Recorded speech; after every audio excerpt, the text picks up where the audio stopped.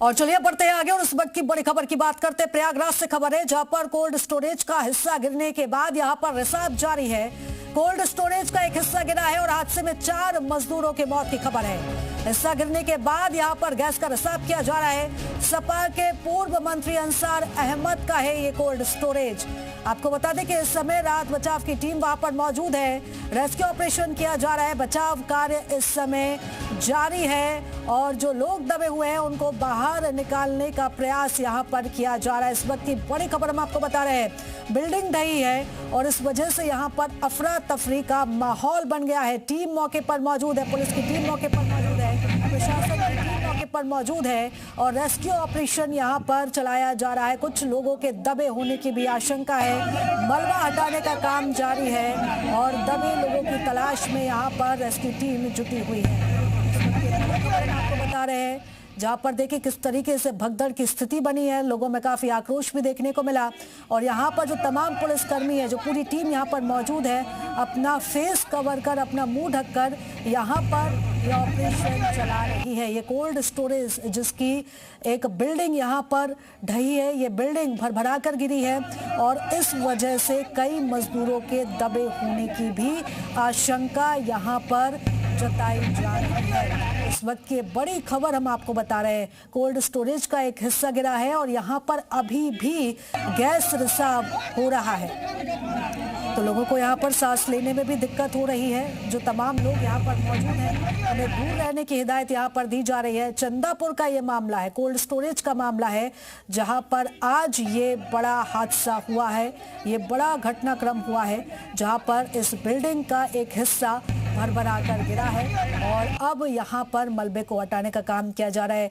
जो तमाम घायल हैं उन्हें अस्पताल में भर्ती किया जा रहा है। देखिए किस तरीके से घायलों को हाथ में लेकर पुलिस यहाँ पर भागती हुई नजर आ रही है। तस्वीरें आपके सामने हैं जहाँ पर एकदम से हड़कंप की स्थिति जरूर यहाँ पर मची हुई है।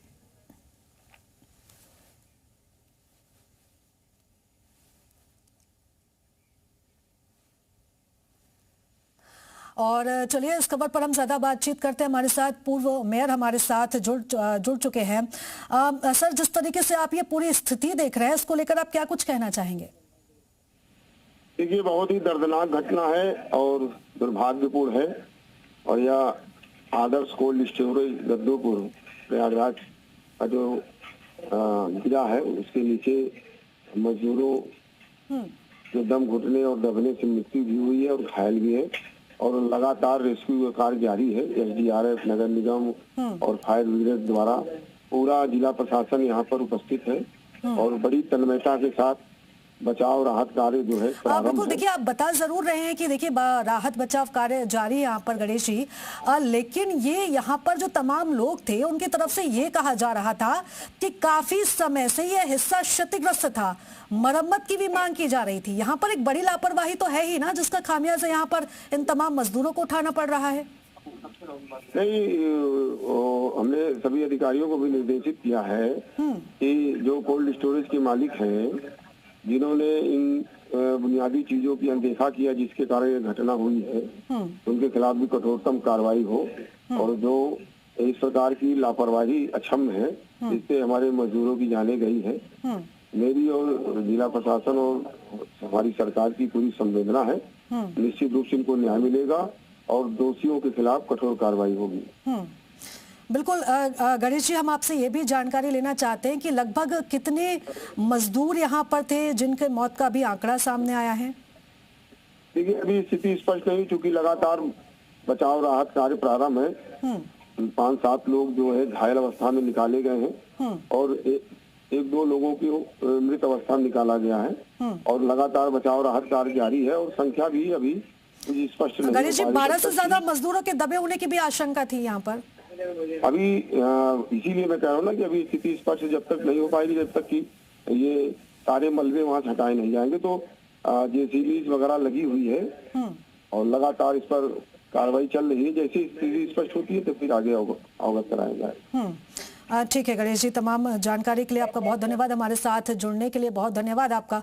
तो यहाँ पर ये देखिए, यहाँ पर स्थिति को सामान्य करने का प्रयास लगातार जारी है।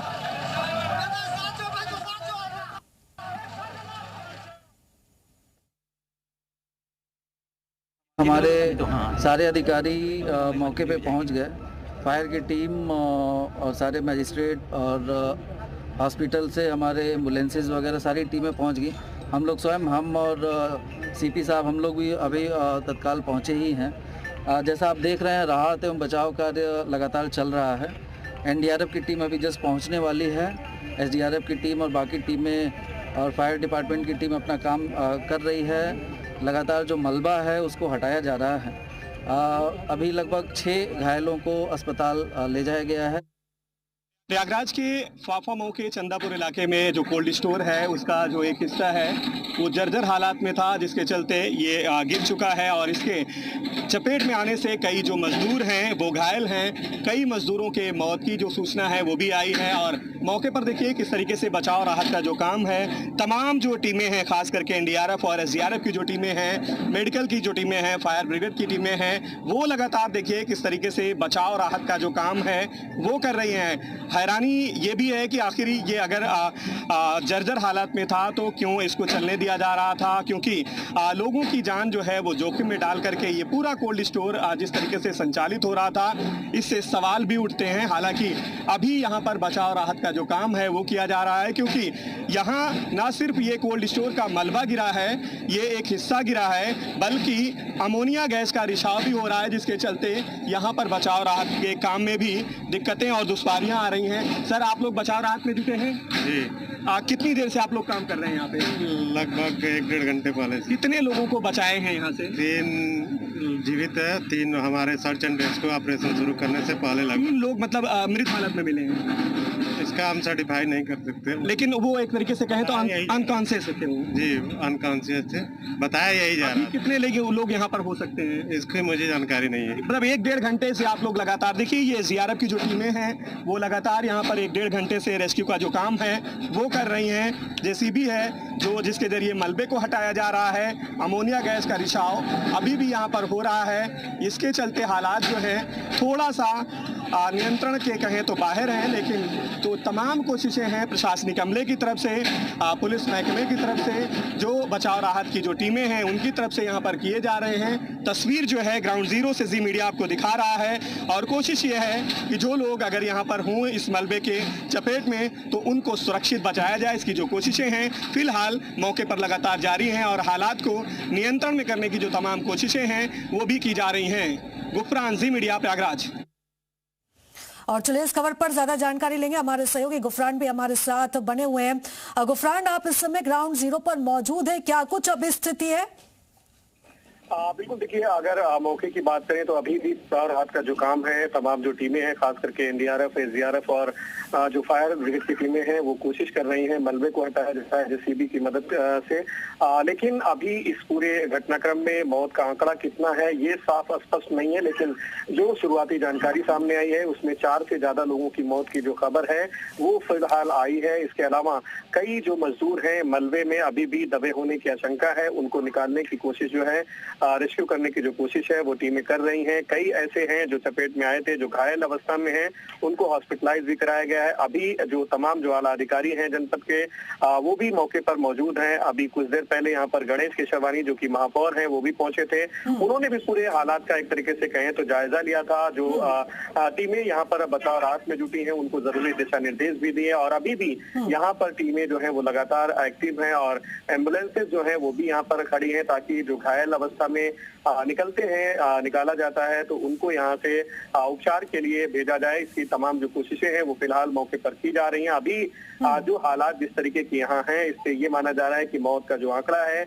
कई और अभी बढ़ सकता है। इसके अलावा अगर इस पूरे कोल्ड स्टोर की बात करें तो जो बिल्डिंग का जो पूरा हिस्सा था वो जर्जर था, वो देखने पर भी साफ हो रहा है और इसको लेकर के जो लोग हैं उनमें नाराजगी है। खास करके जो परिवार यहाँ पर मजदूरी कर रहे थे, उनके जो परिवार के सदस्य थे उनका साफ कहना था कि एक तरीके से उनकी जान को जोखिम में डाल करके इस पूरे कोल्ड स्टोर का संचालन किया जा रहा था। तो ऐसे में जो इसके जिम्मेदार हैं खास करके समाजवादी पार्टी के जो नेता पूर्व मंत्री अंसार अहमद का ये कोल्ड स्टोर बताया जा रहा है। तो उन सब के खिलाफ कार्रवाई की जो मांग है वो भी की जा रही है, क्योंकि एक लापरवाही जो है कहीं न कहीं से जिम्मेदारों की तरफ से बरती गई और यही वजह है कि एक बड़ा जो हादसा है वो हुआ है। और बिल्कुल गुफरान, एक बड़ी लापरवाही यहाँ पर बढ़ती गई है। देखिए, जो इस कोल्ड स्टोरेज का जो प्रबंधन है उसके खिलाफ तो कार्रवाई की जाएगी, लेकिन यहाँ पर प्रशासन की भी एक बड़ी लापरवाही सामने आई है। हालांकि आप इस पूरे मसले पर नजर आप बनाए रखिएगा, हम आपसे जानकारी लेते रहेंगे। गुफरान, फिलहाल आपका बहुत धन्यवाद तमाम जानकारी हमारे साथ साझा करने के लिए। तो आपको बता दें कि 2 घंटे से ज्यादा का समय बीत चुका है, लेकिन अभी स्थिति यहाँ पर जस की तस बनी हुई है। मलबे को हटाने का यहाँ पर काम जारी है, क्योंकि गैस का रिसाव अभी भी हो रहा है और अभी तक जो आंकड़ा है वो सामने नहीं आया है। मजदूरों की मौत का 4 संख्या बताई जा रही थी कि 4 मजदूरों की मौत हुई है, लेकिन अभी ये आंकड़ा और भी ज्यादा बढ़ सकता है और भी ज्यादा मजदूरों के दबे होने की यहाँ पर आशंका बनी हुई है।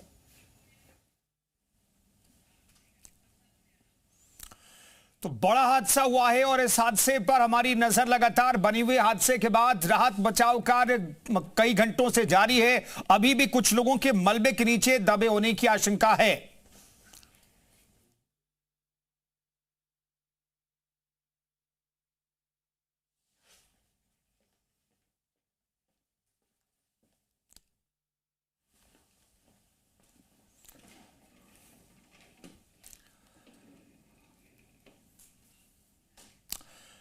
तो हादसे पर डिप्टी सीएम राजेश पाठक ने क्या कुछ कहा, ये आपको सुनवाते हैं। इलाज की व्यवस्था सुनिश्चित की जा रही है और जो हताहत है हम पूरे उनके परिजनों के साथ हम पूरी सरकार संवेदना के साथ खड़ी है और प्राथमिकता के साथ वहाँ इलाज की व्यवस्था सुनिश्चित की जा रही है। घटना किन कारणों से हुई, कैसे हुई, इसकी जांच की रिपोर्ट बाद में आएगी तो मैं आपको बताऊंगा। अभी प्राथमिकता लोगों को बेहतर इलाज मिलने की, उस पर हम काम कर रहे हैं। तो घायलों का वहां पर रेस्क्यू के लिए एसडीआरएफ की टीम मौजूद है। पिछले कई घंटों से प्रयास किया जा रहा है घायलों को वहां से रेस्क्यू करके अस्पताल में भर्ती करवाने का, लेकिन ज्यादातर जो घायल हैं उनकी मौत की खबर भी मिल रही है। हालांकि मौत का आंकड़ा क्या है स्पष्ट तौर पर नहीं बताया जा रहा, लेकिन अभी शुरुआती तौर पर 4 लोगों की मौत की जानकारी मिल रही है। कुछ सोर्स बता रहे हैं कि 8 लोगों की जान इस हादसे में चली गई है।